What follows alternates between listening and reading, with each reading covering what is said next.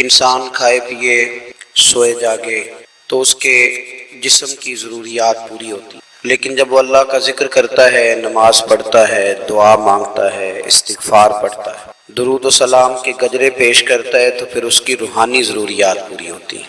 آج جس زمانے میں ہم وقت گزار رہے ہیں، لوگوں کی جسمانی ضروریات پوری کرنے کے لیے، غذائی ضروریات پوری کرنے کے لیے بہت سارے بندوبست کیے جا رہے ہیں، لیکن جتنا لوگ اپنی ظاہری ضروریات میں خود کفیل ہوتے جا رہے ہیں، اتنا ہی زیادہ وہ روحانی طور پر کمزور ہوتے جا رہے ہیں۔ گھنٹوں بیٹھ کر گپ شپ کرنے والے لوگوں کے لیے تھوڑی دیر بھی ذکر الہی کرنا مشکل ہو جائے۔ لمبی چوڑی باتیں کرنے والے، لمبے چوڑے دلائل دینے والے لوگ اور سمجھدار لوگ اور سیانے لوگ عبادت کے معاملے میں سستی کرتے ہیں، عمل کے مسئلے میں کمزور ہو جاتے ہیں۔ تسبیحات کرنا، وظائف پڑھنا، درود و سلام پڑھنا، کم بولنا، سچی بات کرنا، صبر سے رہنا، شکر کو اپنانا، قناعت اختیار کرنا، حسد، بغض، عداوت سے بچنا لوگوں کے لیے مشکل ہو جاتا ہے۔ پھر اس کا نقصان یہ ہے کہ معاشرہ ایک عجیب سی بے سکونی اور بے قراری کا شکار ہے۔ جیب میں بہت زیادہ پیسے رکھنے والا،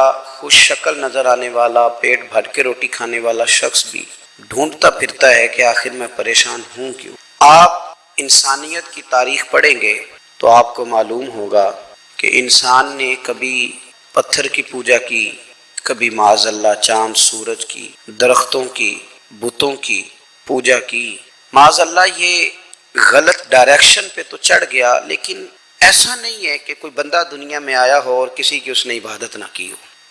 اس لیے کہ اللہ تبارک و تعالیٰ نے جس طرح ہمارے جسم میں کھانے کی طلب رکھی ہے، پینے کی طلب رکھی ہے، سونے کی طلب رکھی ہے، اسی طرح اللہ تعالیٰ نے عبادت کے لیے طلب رکھی ہے جسم میں۔ یہ تو ہوا کہ انسان گمراہ ہو گیا، غلط رستوں پہ چل نکلا، اس نے جھوٹے معبودوں کی طرف معاذ اللہ توجہ کر لی، لیکن وہ کسی نہ کسی کے سامنے جھکتا رہا، چونکہ اس کے وجود میں طلب تھی، شوق تھا اسے کہ وہ عبادت کرے۔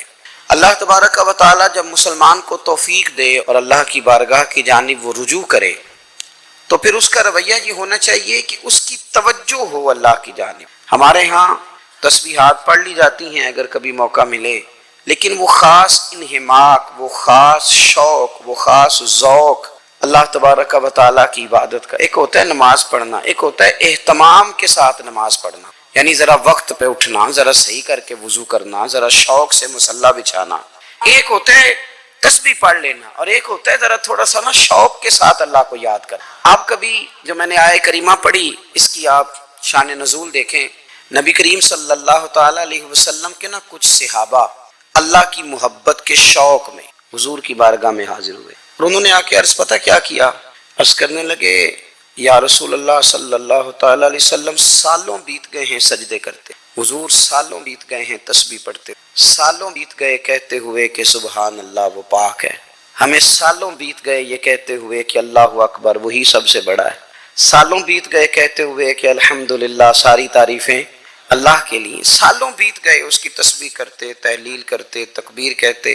حضور اب نہ ہمارا اپنے رب سے ملنے کو جی چاہتا ہے، کبھی ہے حقیقت منتظر نظر آنا لباس مجاز میں، لاکھوں سجدے تڑپ رہے ہیں میری جبین نیاز میں۔ اور اقبال کہنے لگے کہ تیرے عشق کی انتہا چاہتا ہوں، تو میری سادگی دیکھ کیا چاہتا ہوں، میرا ذرا سا تو دل ہے مگر شوخ اتنا، میں وہی لن ترانی سنا چاہتا ہوں۔ میرا بھی دل کرتا ہے کہ اللہ میں تجھے کہوں میں تجھے دیکھنا چاہتا ہوں، جس طرح حضرت موسیٰ کلیم علیہ السلام نے کہا تھا، اور تو مجھے کہے کہ لن ترانی تو نہیں دیکھ سکتا، ذرا سا تو دل ہے مگر شوخ اتنا، میں بھی وہی لن ترانی سنا چاہتا ہوں۔ پھر کہنے لگے بھری بزم میں راز کی بات کہہ دی، بڑا بے ادب ہوں سزا چاہتا ہوں۔ دیکھو سب لوگوں کے بیچ ہی میں نے یہ کہہ دیا۔ میرے عزیز صحابہ نا شوق میں، کتنے سارے لوگ ہیں آپ، کتنی ماشاءاللہ بڑی تعداد میں آپ آئیں، ہم بھی کبھی اس شوق میں گئے ہیں کہ ہمارے رب کو دیکھنے کو دل چاہتا ہے، ہمارا جی چاہے وہ کبھی ہمیں ملے، ہم کبھی اس کی زیارت کریں، اس کی بارگاہ کرم میں ہم حاضر ہوں۔ صحابہ نے عرض کیا یا رسول اللہ صلی اللہ تعالی وسلم، ہمارا رب کہاں ہے؟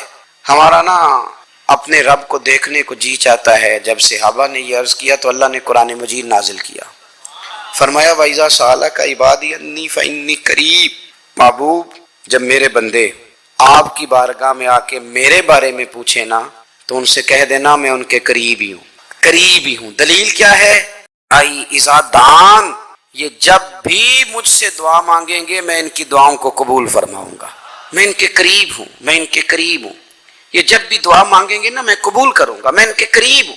اللہ تبارک و تعالیٰ کے بندے اللہ سے محبت کرتے، رب کی بارگاہ میں جھکتے، اس کو اپنے دکھ سناتے، اس کے پیارے محبوب صلی اللہ تعالی علیہ وسلم کا وسیلہ لے کے اس کے حضور حاضر ہو جاتے، پیشانیاں سجدوں سے روشن ہوتی۔ ہم نہ ہر چیز کے لیے وقت نکالتے ہیں، ہر چیز کے لیے، لیکن عبادت کے لیے وقت نہیں نکالتے۔ ہر شے آباد ہے، ہر شے، ہماری فیس بک بھی آباد ہے، واٹس ایپ بھی آباد ہے، ہمارے ٹویٹر بھی آباد ہیں، ہماری ہر چیز آباد ہے۔ سب سے کم آباد ہمارا مصلی رہ گیا ہے، سب سے کم۔ وہ لوگ اب ڈھونڈنے سے ملتے ہیں جن کی بغل میں مصلی ہوتا تھا۔ میرے بھائی، آپ کتنا کو دنیا کے پیچھے بھاگو گے تھکا دے گی، کتنا دولت کے پیچھے بھاگو گے تھکا دے گی۔ آپ جب اپنی زندگی میں جمع تفریق کرو گے نا تو مرتے وقت احساس ہوگا کہ سارا کچھ تو لوگوں کے لیے کیا، اپنے لیے تو کر ہی کچھ نہیں سکے۔ اور ہم عبادت کے معاملے میں بہانے بازی بھی کرتے ہیں۔ ہم کہتے ہیں اوہو رزق کمانا بھی تو عبادت ہی ہے نا، تو میں حلال روزی کے لیے جا رہا ہوں، یہ بھی تو عبادت ہے نا۔ میری طرح کے لوگ کہہ دیتے ہیں کہ میں سویرے اٹھ کے مدرسے میں کچھ اسباق دیکھتا ہوں تو یہ بھی تو عبادت ہے، میں بیان کرنے کے لیے مطالعہ کرتا ہوں تو یہ بھی تو عبادت ہے نا، اتنے لمبے سفر کر کے ملک میں دنیا میں گھومتا ہوں تو یہ بھی تو میں عبادت ہی کر رہا ہوں۔ اب اسپیشل نفلوں کے لیے وقت کس نہ نکلے، اسپیشل کر کے تسبیح میں کیسے چلاؤں، میں سارا کچھ ہم بہانے بنا لیتے ہیں نا۔ میرا سوال یہ ہے کہ یہ ساری باتیں صحابہ کو، نبی کریم کو، دیگر لوگوں کو بھی تو پتہ تھی نا، لیکن آپ غور تو کریں، 23 سال حضور کو وقت ملا، مختصر وقت ظاہراً تبلیغ کرنے کے لیے، پوری دنیا میں دین بھی پھیلانا ہے۔ گھر میں 11 ازواج ہے، 4 بیٹیاں ہیں، ان کی اولادیں، سارے کام کاج بھی دیکھنے ہیں۔ لیکن سیدہ طیبہ طاہرہ حضرت عائشہ صدیقہ رضی اللہ تعالیٰ عنہ فرماتی ہیں سارا دن تبلیغ کرتے، ہر غلام کے دکھ سنتے، گھر میں آتے تو اپنے گھر والوں کا خیال کرتے، کام میں ہمارا ہاتھ بٹاتے۔ قربان جاؤں، کہتی ہیں زمانہ سارا سو جاتا لیکن آمنہ کے لال مصلی بچھا لیتے۔ دنیا سو گئی، ساری سب سو گئے، خدام تھے وہ جو غلام تھے وہ سو گئے۔ صحیح مسلم میں لفظ ملیں گے، سیدہ پاک فرماتی ہیں او میرے نبی کے غلاموں، میں نے یہ رنگ بھی دیکھا ہے۔ اور فرمایا اس رستے میں جب لوگ ان کی ملامت کرتے ہیں، لوگ انہیں برا کہتے ہیں تو وہ اس کی پرواہ نہیں کرتے، اس کا وہ خوف نہیں کھاتے، اس لیے کہ وہ اللہ کے رستے میں جہاد کر رہے ہیں۔ فرمایا ذالک فضل اللہ، یہ ان پر اللہ کا فضل ہے، وہ کسی ملامت کرنے والے کی ملامت کی پرواہ نہیں کرتے، خوف نہیں کھاتے، تو یہ ان پر اللہ کا فضل ہے۔ یؤتیہ من یشاء، اور یہ فضل اللہ جسے چاہتا ہے عطا کرتا۔ واللہ واسع علیم، اللہ وسعت والا بھی ہے اور علم والا بھی۔ انسان جب بالکل ٹھیک رستے پہ چل رہا ہوتا ہے اور اپنے ضمیر کے عین مطابق وہ اپنی زندگی کے سارے معاملات کو قرآن و سنت کی روشنی کے اندر چلا رہا ہوتا ہے، اس کی خواہش ہوتی ہے کہ لوگ میرے پیغام کے ساتھ چلیں، اور اگر ساتھ نہیں چلتے تو کم از کم اس پر خوشی کا اظہار تو کریں، اس کی خواہش ہوتی میرے ساتھ اول تو چلیں چونکہ میں بات ٹھیک کر رہا ہوں، پیغام ٹھیک دے رہا ہوں، چونکہ میں ہوں حق پہ، یا تو میرے ساتھ چلیں۔ اگر اتنا نہیں ہو سکتا تو کم از کم شاباشی والا لفظ تو استعمال کریں، خیر والا معاملہ تو کریں۔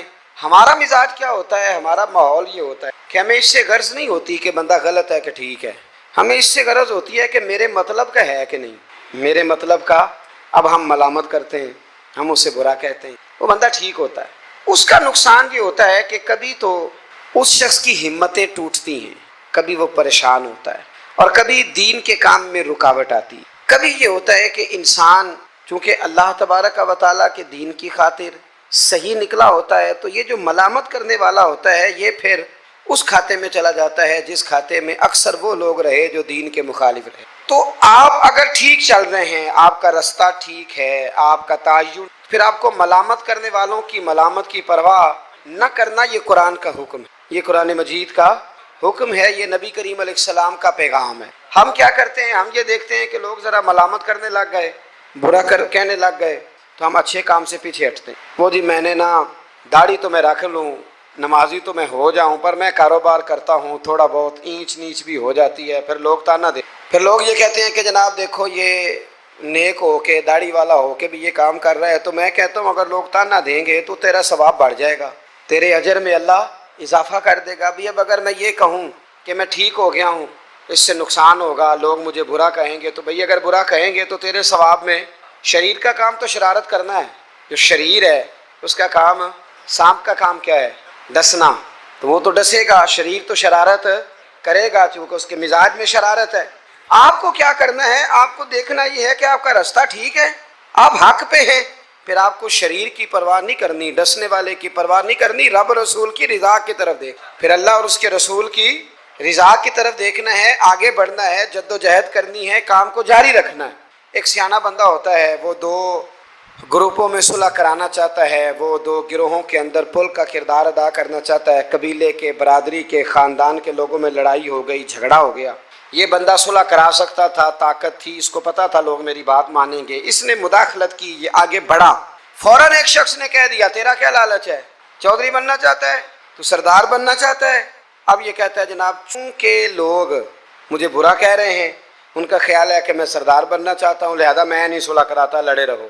حالانکہ میرے نبی کریم سید عالم نور مجسم صلی اللہ علیہ وسلم نے ارشاد فرمایا ہے، محبوب کریم علیہ الصلوۃ والسلام نے فرمایا دو گروہوں میں جو صلح کرائے گا رب 2 حج اور 2 عمرے کا ثواب عطا۔ اب اگر اس نے اس لیے صلح کرانی تھی واقعہ ہی کہ یہ دونوں گروہ مجھے چودھری مانے، تو پھر تو ایک نے انکار کر دیا کہ میں چودھری نہیں مانتا، تو یہ پیچھے ہٹ گیا۔ تو اگر اس لیے صلح کرانی تھی کہ رب 2 حج اور 2 عمرے کا ثواب دے، تو پھر کوئی اچھا کہے یا برا کہے، اس کو چاہیے یہ آگے بڑھے اور 2 لوگوں کے سروں کو جوڑ دے، صلح کرا دے، اطمینان کرا دے، شعور کرا دے۔ ہمارے ہاں یہ ہوتا ہے کہ ہم جب یہ دیکھتے ہیں نا کہ لوگ کیا کہہ رہے ہیں، لوگوں کا کیا مطمع نظر ہے، تو ہم بہت ساری کمزوریوں کا شکار ہوتے ہیں، بہت ساری کوتاہیاں کر جاتے ہیں، بہت ساری غلط فہمیاں اور غلط فیصلے ہم سے سرزد ہوتے ہیں۔ یہ کبھی نہیں سوچنا کہ لوگوں کی یہاں رائے کیا ہے، اچھا کہہ رہے ہیں، برا کہہ رہے ہیں۔ آپ نے یہ دیکھنا ہے کہ آپ کر کیا رہے ہیں۔ اگر اچھا کر رہے ہیں تو پھر آپ منزل پر صحیح ہیں، پھر آپ نے رستہ چھوڑنا نہیں، آپ نے سفر بڑا سادہ سا کام ہے آج کل ہمارے ہاں، اگر خاندان کے اندر، قبیلے کے اندر 2 لوگوں کے رشتہ ہو سکتا ہے، لڑکا اور لڑکی ہمارے اپنوں کے ہیں اور ہماری تھوڑی سی مداخلت سے معاملہ ٹھیک ہو سکتا ہے، تو میں نے یہ دیکھا ہے کہ بڑے بوڑھے، سارے نہیں لیکن اکثر الا ماشاءاللہ، وہ مداخلت نہیں کرتے، ان کی تھوڑی سی کوشش تھے خاندانوں میں جو تھوڑی تھوڑی باتیں ہیں وہ دور ہو کے رشتے ہو سکتے ہیں، وہ کوشش کیوں نہیں کرتے؟ میں نے یہ کہتے ہوئے لوگوں کو سنا ہے کہ بعد میں جو شکایتیں آئیں گی وہ کون پوری کرے گا؟ آپ کے بہو اور بیٹے کی جو شکایتیں ہیں وہ کون پوری کر رہا ہے؟ آپ کر رہے ہیں نا؟ اگر آپ یہ دیکھیں یہ کام کتنا اچھا ہے کہ آپ نے 2 گھروں کو ملا دیا۔ نبی کریم علیہ السلام نے حضرت ربیہ بن کعب کا نکاح بھی کرایا ہے، حضرت اسامہ بن زید کا بھی حضور نے رشتہ کرایا ہے۔ نبی پاک علیہ السلام ان کاموں پر توجہ دیتے کہ جہاں میرے آگے بڑھنے سے کہیں غلاموں کے بھلے ہو سکتے ہیں تو حضور آگے بڑھتے، وہ بھلا کرتے۔ ہمارا کردار کمزور ہو جاتا ہے، ہم کہتے ہیں جی وہ شکایتیں، وہ جو علماء آئیں گے تو وہ کس نے لینے ہیں؟ تو ایک بزرگ سے میں نے محبت کے ساتھ کہہ دیا تھا، میں نے کہا آپ کی کتنی زندگی ہے؟ 60-70 کے تو آپ ہو ہی گئے، آپ اپنی زندگی سیف کر رہے ہیں اگلے والی کہ مجھے کوئی شکایت نہ دے، ملامت نہ کرے، لیکن 2 خاندان جوڑ رہے ہیں اس سے آپ کنارہ کر رہے ہیں۔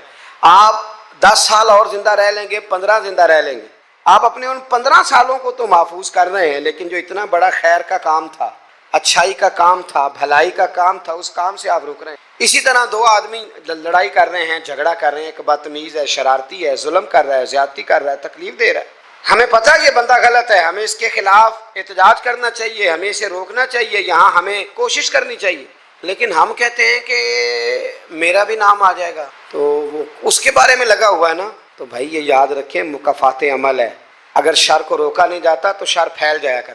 اس لیے میرے نبی کریم صلی اللہ تعالیٰ علیہ وسلم نے فرمایا اپنے بھائی کی مدد کرو، وہ ظالم ہو تب بھی مدد کرو، مظلوم ہو تب بھی مدد کرو۔ تو صحابہ نے عرض کی یا رسول اللہ مظلوم کی مدد تو سمجھ میں آتی ہے، تو ظالم کی کیسے مدد کریں؟ اگر بھائی ظالم ہو تو پھر بھی مدد کرو، تو مظلوم کی مدد تو سمجھ میں آئی، تو یہ جو ظالم بھائی ہے اس کی کیسے مدد کریں؟ تو حضور نے فرمایا اسے ظلم کرنے سے روک دو، یہ بھی تمہارے لیے اس کی مدد ہوگی کہ تم نے اسے بہت بڑے ظلم اور زیادتی سے روک دیا ہے، اسے سمجھاؤ کہ یہاں تم غلط ہو، یہاں تمہارے اندر کوتاہیاں پائی جاتی ہیں، تو اسے منع کر دو، یہ بھی تمہاری مدد ہے۔ ہم کیا کہتے ہیں؟ ہم کہتے ہیں کہ مینوں کی لگے، میرا بھی ذکر آئے گا، میرا بھی، تو بھی ایسا نہیں ہوتا۔ شر کو روکنا ہے، برائی کو روکنا ہے. پھر اس رستے میں اگر کوئی شخص ملامت کرتا ہے تو اس ملامت کی پرواہ نہیں کرنی، یہ قرآن مجید کا حکم ہے. حضرت ابو ذر غفاری رضی اللہ تعالیٰ عنہ کہتے ہیں کہ دار ارقم میں نا صحابہ کرام چھپ چھپ کے نمازیں پڑھتے تھے. اور یہ بھی آپ یاد رکھ لیں کہ جب تک نبی پاک صلی اللہ علیہ وسلم نے اعلان نبوت نہیں کیا تھا تو حضور سارے مکے والوں کی آنکھوں کے تارے تھے، سارے صادق اور امین کہتے تھے. اور جب حضور نے کہا قولوا لا الہ الا اللہ، کہو کہ اللہ کے علاوہ کوئی معبود، اب کیا ہوا ہے؟ اب دو مسئلے ہوئے. ایک تو کچھ لوگوں کے مفادات کو ٹھیس پہنچی، اب انہیں ظلم چھوڑنے پڑیں گے. دین پہ آئیں گے تو ایک ہی صف میں کھڑے ہو گئے محمود و ایاز، نہ کوئی بندہ رہا نہ کوئی بندہ نواز. تو سب کو ایک ہونا پڑے گا، ایک صف میں آنا پڑے گا، ایک جگہ قائم رہنا پڑے گا. اب لوگوں کے مفادات کو ٹھیس پہنچتی تھی. وہ جو ظلم کرتے تھے، غلاموں کو بیچتے خریدتے تھے، ان پر زیادتیاں کرتے تھے، بچیاں دفن کرتے تھے، قبضے کرتے تھے، غریب کا مال لوٹ لیتے تھے. اب یہ سارے مفادات صرف انہیں بت نہیں چھوڑنے پڑتے تھے، انہیں اپنے سارے جرم چھوڑنے پڑتے. وہ کیا کرتے تھے؟ اس حوالے سے کہ اب ہمیں بڑا کچھ چھوڑنا پڑے گا، وہ واپس آ جاتے، بیک ہو جاتے. بہت سارے کام ایسے تھے جن میں وہ کمزوری کا شکار ہوتے، وہ محسوس کرتے تھے کہ ہمارے لیے مشکلات بڑھتی چلی جا رہی، تو پھر وہ مخالفت کرتے تھے. پھر بات ذرا آگے بڑھی. میرے نبی رحمت، نور مجسم، شفیع معظم صلی اللہ تعالیٰ علیہ وسلم کی انہوں نے معاذ اللہ مخالفت. کلمہ یہ نہیں دیکھا کہ ہمیں حق بات کہی جا رہی ہے تو حق بات پہ عمل کریں، بلکہ حضور کی ایک گروپ یہ تھا. دوسرا گروہ وہ تھا حضرت ابو سفیان رضی اللہ تعالیٰ عنہ مسلمان ہوئے تو وہ بیان کرتے ہیں کہ اس زمانے میں نا اخنس بن شریک نے کہا تھا ابو جال سے کہ یار ساری زندگی امین صادق اور امین کہتے رہے ہیں، آج ان کی کن پٹیوں پہ سفید بال آئے ہیں اور انہوں نے اعلان نبوت کیا تو ہم کیوں نہیں مانتے؟ تو ابو جال کہنے لگا یار باتیں وہ ٹھیک کرتے ہیں، کام ان کا ٹھیک ہے، لیکن مسئلہ یہ ہے کہ اگر ہم ان کا کلمہ پڑھ گئے تو پھر چدراہٹ تو اس خاندان میں چلی گئی. چدراہٹ کی بنیاد پر حق بات کی مخالفت، کہ چدراہٹ ادھر چلی گئی ہے، بڑائی ادھر چلی گئی ہے، تو حق بات کی مخالفت اس بنیاد پر لوگوں نے شروع کر دی. اب ملامت کی جو وجوہات ہوتی ہیں وہ یہاں حسد ہوتا ہے، یا عداوت ہوتی ہے، یا اس کی بنیاد یہ ہوتی ہے کہ وہ آپ کے مفادات کو ٹھیس پہنچ رہی ہے، یا محسوس کر رہے ہیں کہ بڑائیاں کسی اور طرف چلی گئی. تو میرے رسول کریم سید عالم نور مجسم شفیع معظم صلی اللہ تعالی علیہ وسلم نے دار ارقم کے اندر، پہلے حضور آنکھوں کے تارے تھے، پھر یہ حالت ہوئی کہ چھپ کے دار ارقم کے اندر صحابہ نے مجھے کہا کہ باہر جا کے بتانا نا. کہتے ہیں نبی پاک نے جب نصیحتیں کی نا تو حضور نے مجھے یہ نصیحت فرمائی کہ ابو ذر کلمہ تو نے پڑھ لیا ہے، اب لوگ تمہیں برا کہیں گے، ملامت کریں گے، پر تم نے کسی ملامت والے کی پرواہ، تم نے کسی کی پرواہ نہیں کرنی. کہتے ہیں میں نے وعدہ کر لیا. حضرت ابو ذر غفاری رضی اللہ تعالیٰ عنہ ارشاد فرماتے ہیں کہ میں نے حضور سے وعدہ کر لیا کہ اب میں کسی کی پرواہ. اب جب میں باہر نکلنے لگا تو صحابہ میں سے بعض نے مجھے مشورہ دیا کہ ابھی بتانا نہ کسی، کیونکہ یہاں لوگ ملامت کرتے ہیں، برا کہتے ہیں، مارتے ہیں. تو حضرت ابو ذر کہتے ہیں میں نے ان کی طرف پلٹ کے دیکھا، اور میں نے کہا بھائی اب جو جس کے دل میں آتا ہے وہ کہے.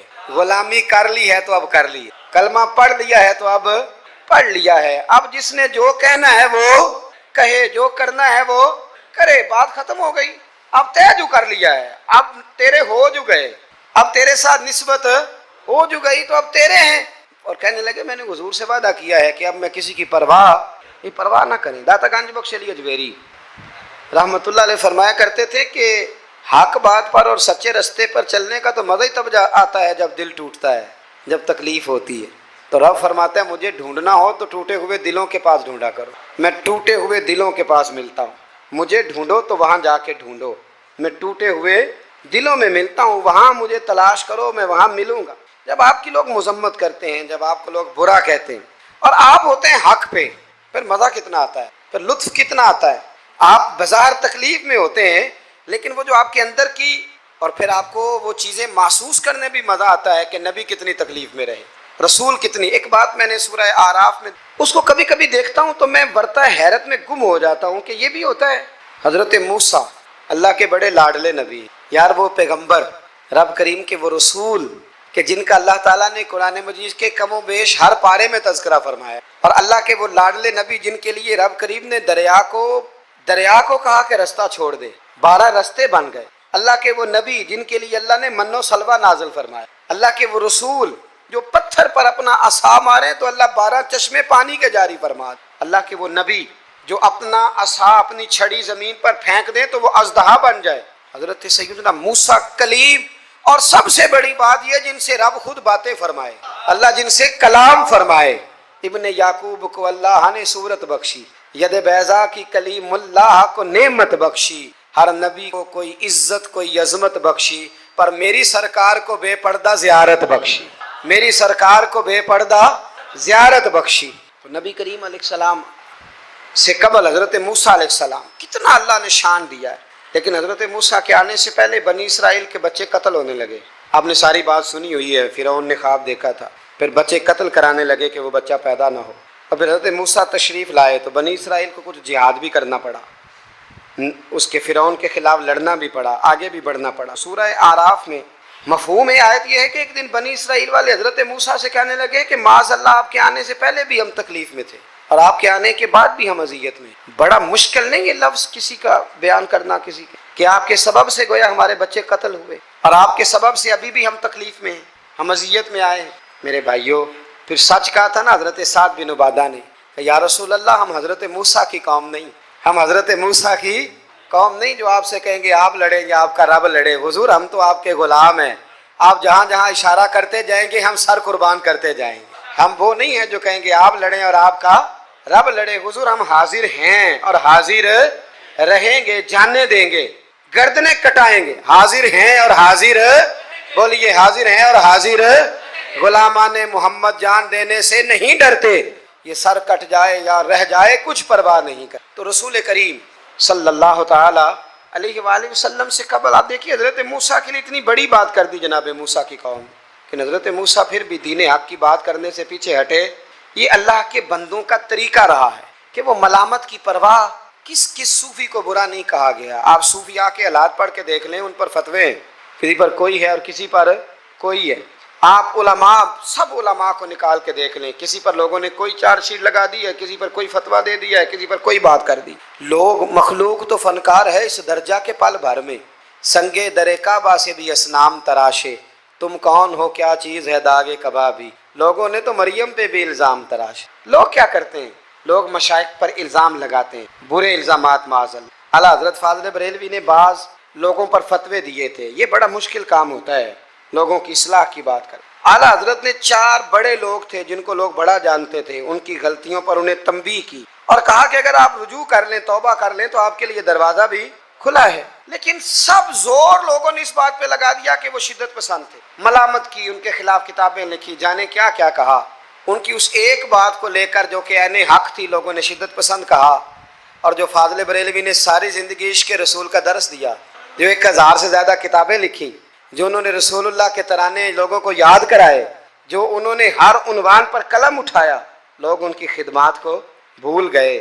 یاد رکھو، تنقید کی عینک لگا کے دیکھو گے تو ساری دنیا غلط ہی نظر آئے گی، اور محبت کے ساتھ دیکھو گے تو اللہ نے کائنات میں بڑا حسن رکھا ہوا ہے۔ رب کی مخلوق بڑی پیاری ہے، بڑی شاندار ہے، بڑی بندہ نواز ہے۔ میرے علیہ السلام کے غلاموں میں جتنے لوگ بھی تھے، ان سب کے، یہ جو ہمارا خیال ہوتا ہے نا کہ سارے لوگ ہمیں اچھا کہے، یہ خیال سرے سے درست ہے ہی نہیں۔ ساری دنیا مسلمان ہو گئی، اللہ کو ماننے لگی ہے، حضور کا کلمہ پڑھنے لگی ہے، تو آپ کو سارے اچھا کیسے کہہ دیں گے؟ جب رب رسول کے بارے میں ابھی سارے لوگ کلمہ نہیں پڑھتے، مطیع اور فرما بردار، تو آپ کا یہ دعویٰ کیسے ہے؟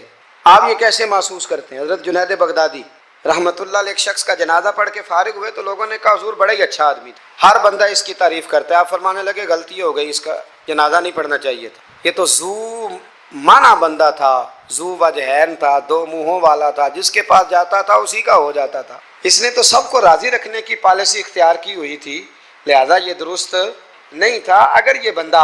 اگر یہ بندہ سچا ہوتا، حق بات کہتا، تو لوگ اس کے مخالف بھی ہوتے، اگر یہ صحیح رستے پر ہوتا تو لوگ اسے برا کہنے والے بھی ہوتے۔